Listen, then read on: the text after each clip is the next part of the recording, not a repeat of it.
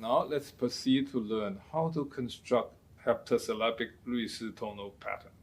First, we construct a pentasyllabic regulated verse tonal pattern 1.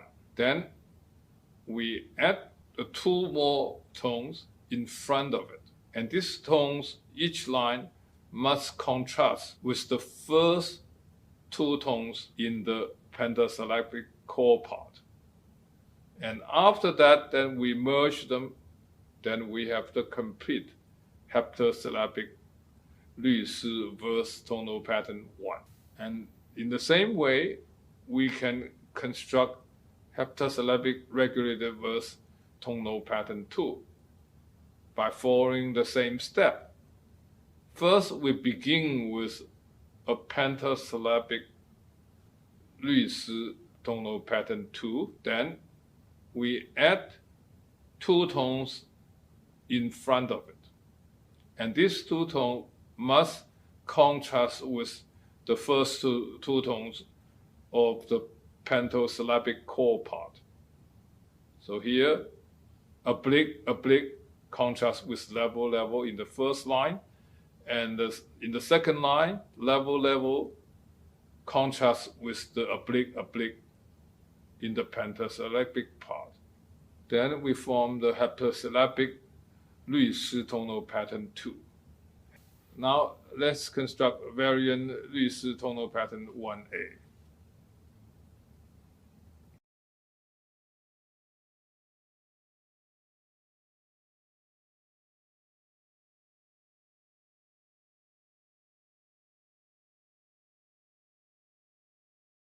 Just replace the first line with a line that ends with a level tone. So here we have tonal pattern 1A. Now, how to construct tonal pattern 2A?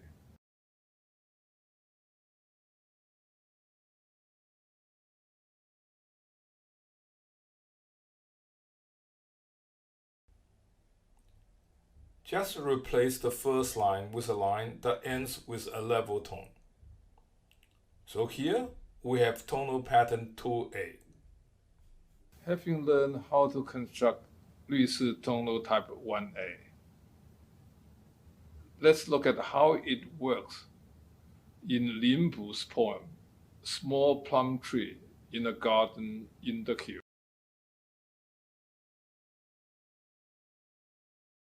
Here I put a vertical line and horizontal line over the tonal table. With these 2 lines, I mean to guide you to ignore the first 2 characters as well as the first line. Actually, if you're looking at a printed page, you may use a piece of paper to cover the first 2 characters. And you can do the same with the first line. The first line is a variant line, and it can distract you to assume a wrong tonal pattern. If the second line is a 2-to-1 couplet, then you can tell it is tonal type 1A. Remember, a rule we have talked about many times. Tonal pattern 1A begins with 2-to-1 couplet. Now, let's hear a reading of the poem.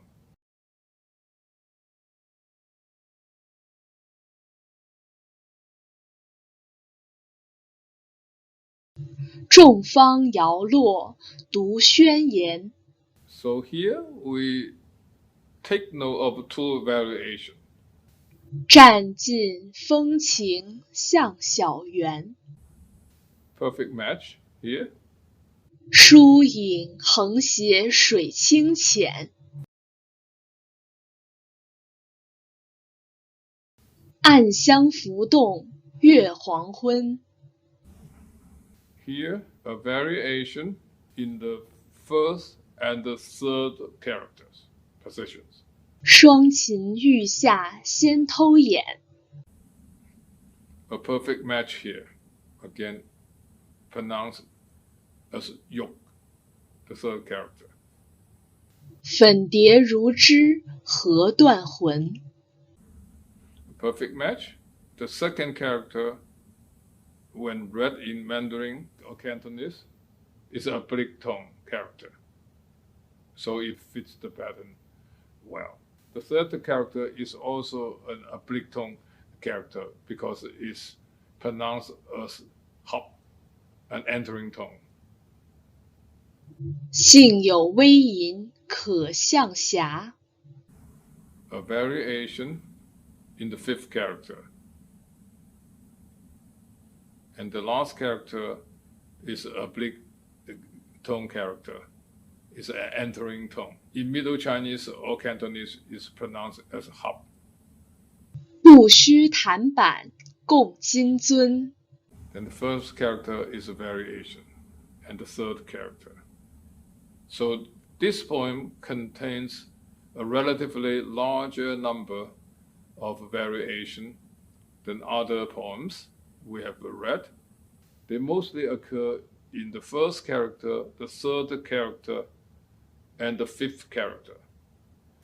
So it's no wonder there's a saying in Chinese, 一三五不论, means it is permissible in most cases to use variant character for the first character, the third character, and in the case of heptasyllabic regulative verse, the fifth character. Now let's listen to a reading of this poem in Cantonese.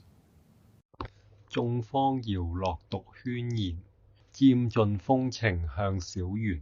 疏影橫斜水清淺，暗香浮動月黃昏。雙琴玉下先偷眼，粉蝶如織合斷雲。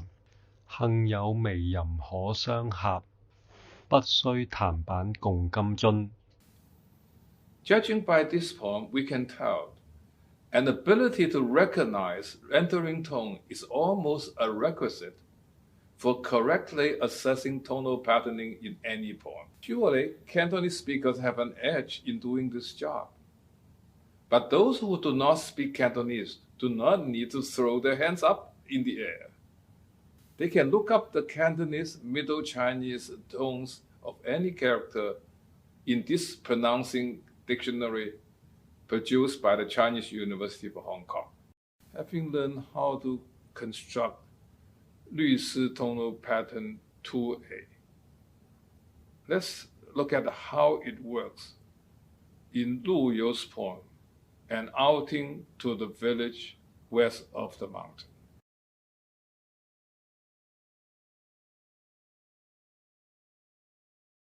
莫笑农家腊酒浑， Perfect match the first line, and the character la is pronounced as lab in Middle Chinese and Cantonese.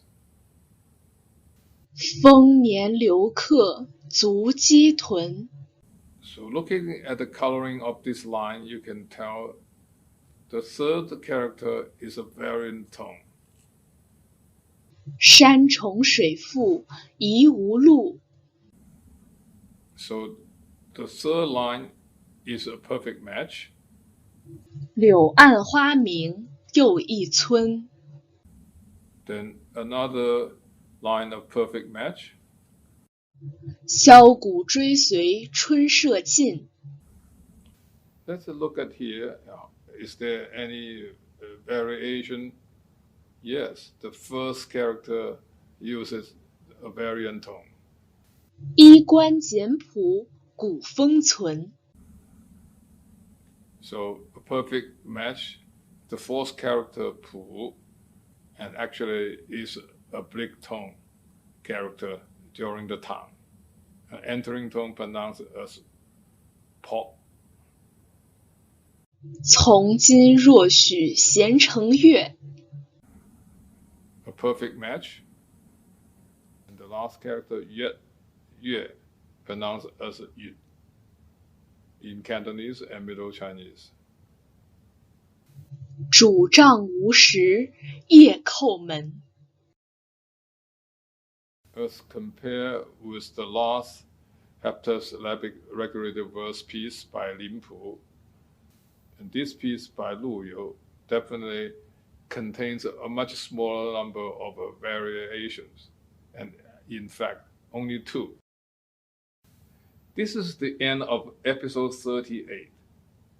Having completed our exploration of tonal patterning in recent style poetry, we will embark on an inquiry of greater intellectual rigor in the next episode. We will explore the relationship between regulated poetry and broader worldviews through a comparative analysis of Shakespeare's Sonnet 18 and Du Fu's Spring Scene. Let us meet on YouTube and Bilibili next week.